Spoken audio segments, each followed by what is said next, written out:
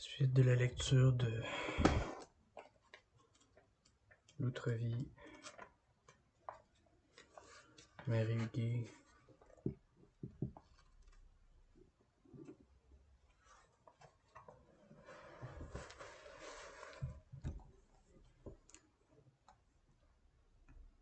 Citation de Luc Léziaux dans La guerre. Corps d'airain qui d'un seul geste va faire tomber en poussière tous les vieux murs de Jéricho.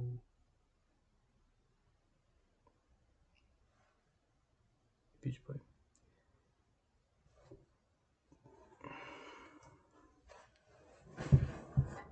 Au matin d'eau morte, châssis d'abîmes où la bourre des mois et des amours, sous les paupières du demi-sommeil, j'entends ton souffle pénétrer la lumière.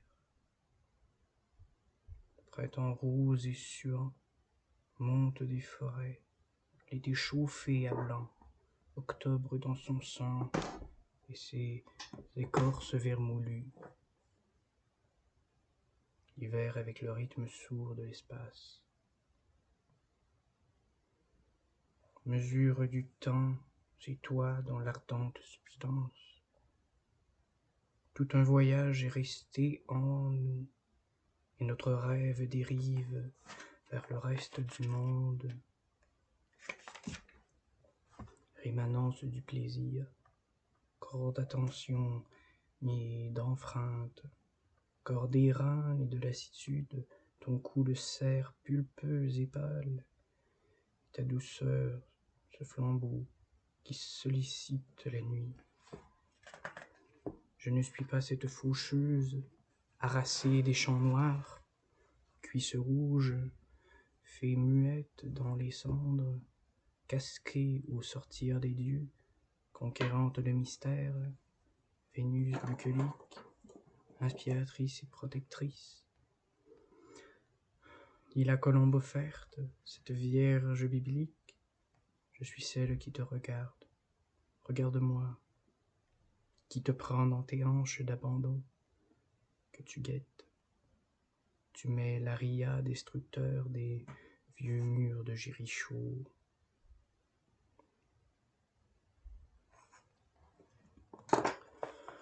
C'est une nuit blanche de statues. Nos corps se sont fixés comme des arbres, les menaces des givres.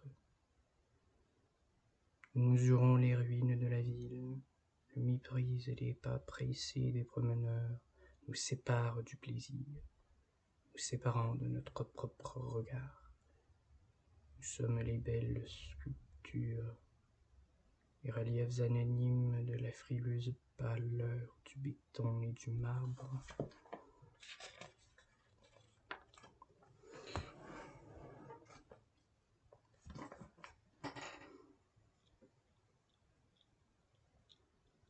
Devant l'océan, ici sans aucune empreinte, l'océan m'a laissé.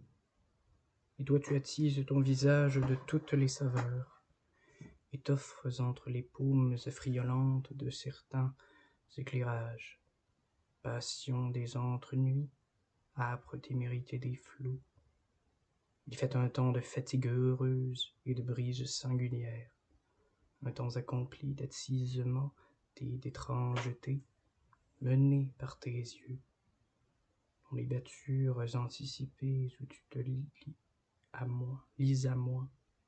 Je te songe, parfois je suis le graveur ivre de ton corps, parfois le scribe de tes désirs.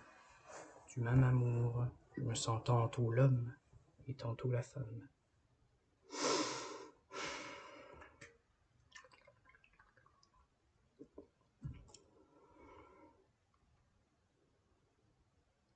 Des femmes aux banquets rigides défont maintenant leurs dentelles pures.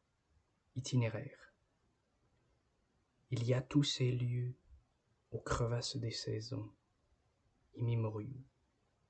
Nul retour, mais les feux verts des arbres.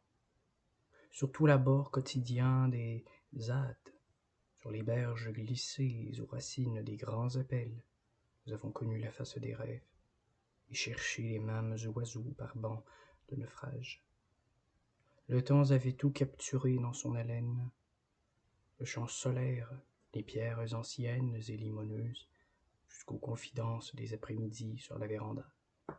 Le quai arctique, l'Héliode des brises. Noire, la rive, fort ténue, la secousse du fleuve noir. Cette envie de départ, et le voyage peint sur nos rétines. La vie était assise sous la palme incendie de l'été, dans un royaume artificiel et suranné. Un village de sablons, de bruines, un village accosté, vidé, dépossédé et resté endormi sous le mauve matinal de ses vents, avec la chaîne noire de son silence insulaire. Halte! Maintenant se forme dans nos corps la force et l'âcre nuit des sources.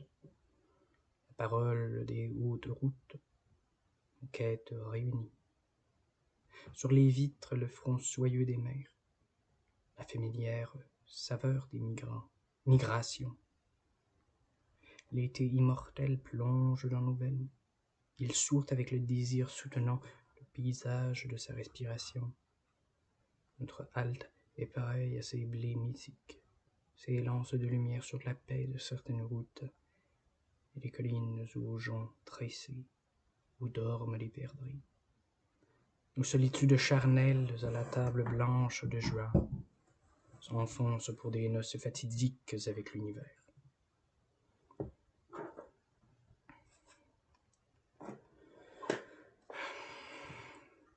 Tout s'ouvre sur la mer et s'étale jusqu'à l'essoufflement du regard. Du plus profond émerge chaque vague, comme un chant séculier.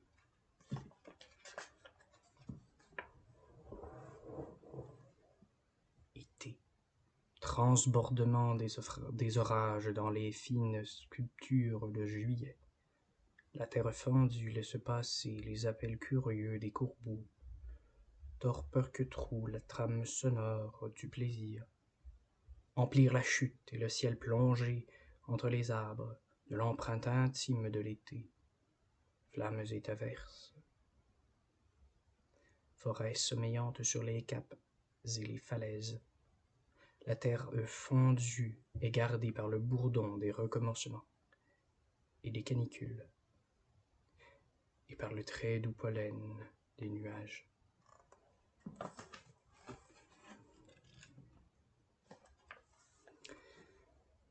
Amarrer les maisons au cœur de chaque plaine, de chaque fente aux barrières des houppes, de chaque dune transparente aux signes indéchiffrables des herbes. Amarrer les visages et les rêves à chaque terre délestée.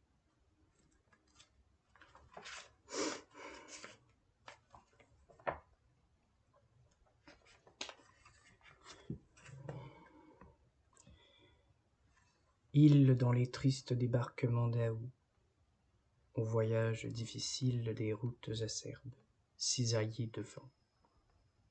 J'ai offerte. Côte décharnées dans le feu d'alarme du soir. Une à une les rives lacérées s'en vont vers l'oubli. Les hommes debout sur les quais prédisent l'avenir, et les femmes aux rumeurs des meubles et aux étirements de soleil à la croisée des vitres déclinent la lumière sur leurs mains tracassées. Ardentes collines aux sauvages éboulis de fleurs, îles dans le ciel adouci des averses et les affrontements vertigineux des oiseaux. Pinettes noires comme des parcelles bruissantes de nuit, ferrailles couleur des falaises, ces sables couleur de joux, et le ciel renversé sur la mer, descendu dans un battement d'ailes, dans un soupir de rage. Ceux qui étaient partis reviennent retrouver l'accablement de l'été, les plages figées de leur abandon. Îles bâillonnées à la porte des villes, patrie d'aumône et rage du silence.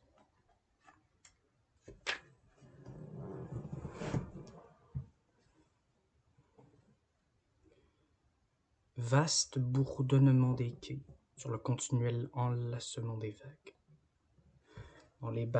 Dans les battures blondes où se propage le froid salin du Nordais, les rochers flambent, et les oiseaux y versent leur vol.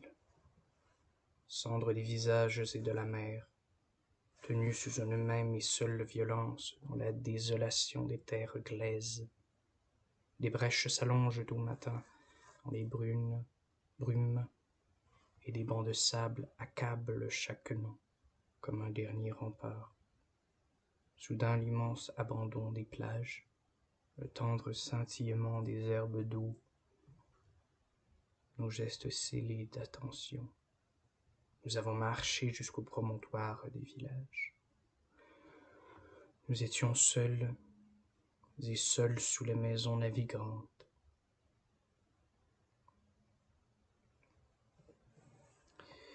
Finitude de chaque île qui dérive, au large occupé de l'avenir, dans les tristes inclinaisons du soir, dont les vents s'acharnent à toutes les portes.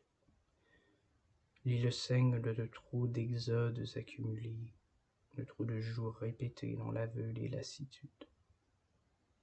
Lente retraite des paysages où la mémoire est la seule attache aux rives décousues du temps.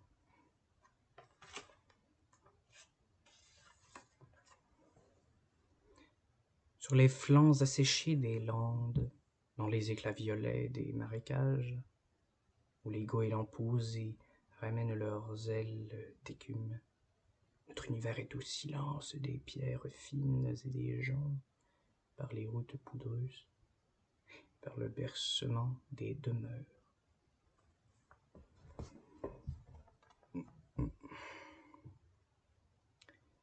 Il fut un temps d'attente dans le froid, celle d'un été. Le silence était ces bancs de sable abîmés ou décuplés par la lumière et le vent. Un jour, cendre, à l'appel de l'histoire et des morts. Un jour, l'isolèrent sous l'appesantissement de midi. Puissante corolle, confident de solitude. Un jour, rose des seins et des genoux, chair silencieuse sous la caresse des embruns.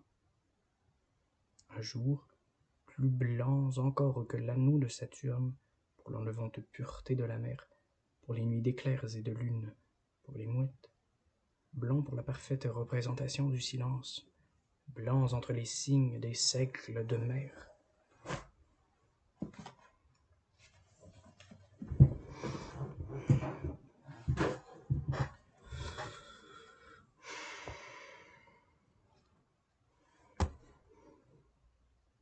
Il existe pourtant des pommes et des oranges, ces ânes tenant d'une seule main toute l'amplitude féconde de la terre, la belle vigueur des fruits.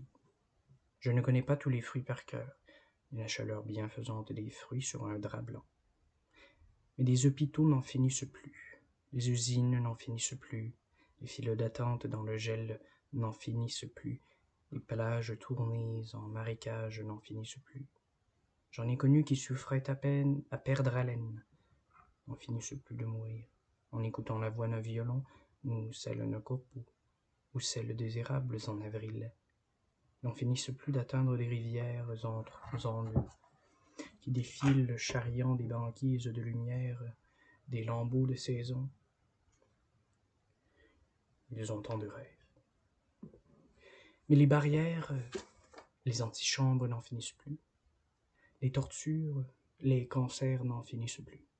Les hommes qui luttent dans les mines, aux souches de leur peuple, que l'on fusille à bout portant, en sautillant de fureur, n'en finissent plus. De rêver couleur d'orange. Des femmes n'en finissent plus de coudre des hommes, et des hommes de se verser à boire. Pourtant, malgré les rides multipliées du monde, malgré les exils multipliés, les blessures répétées, l'aveuglement des pierres, je piège encore le son des vagues, la paix des oranges. Doucement ces ânes se réclament de la souffrance du sol, de sa construction. et tout l'été dynamique s'en vient m'éveiller, s'en vient doucement, éperdument me léguer ses fruits.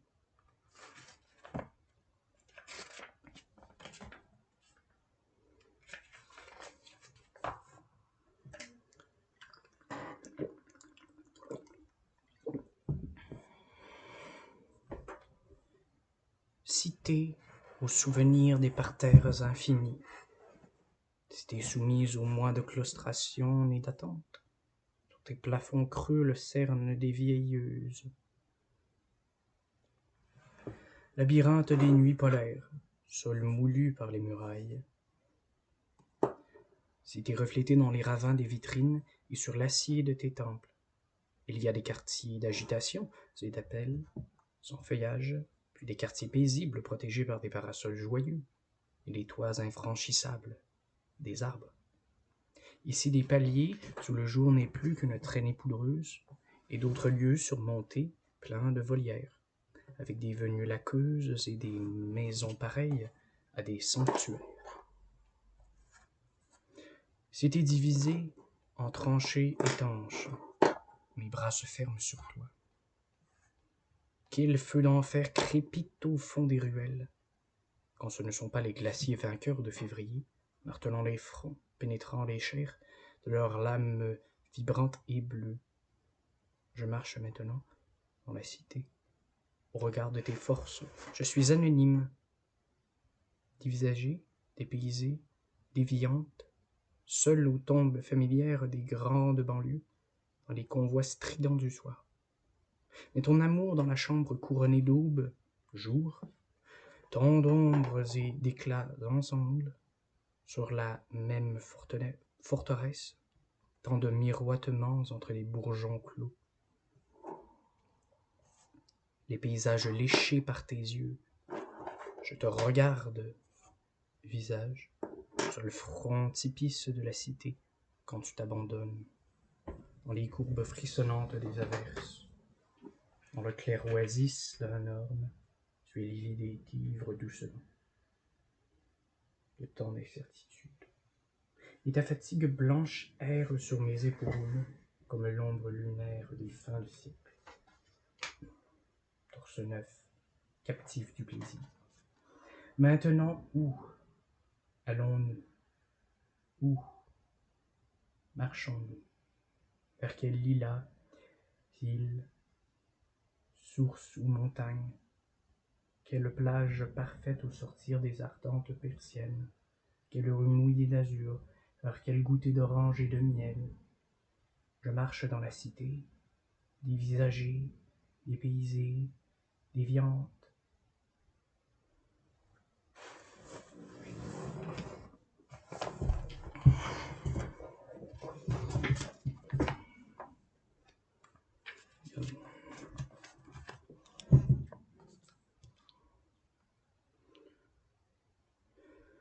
Quand tu t'es levé, ils étaient déjà debout et hâtaient leurs paroles.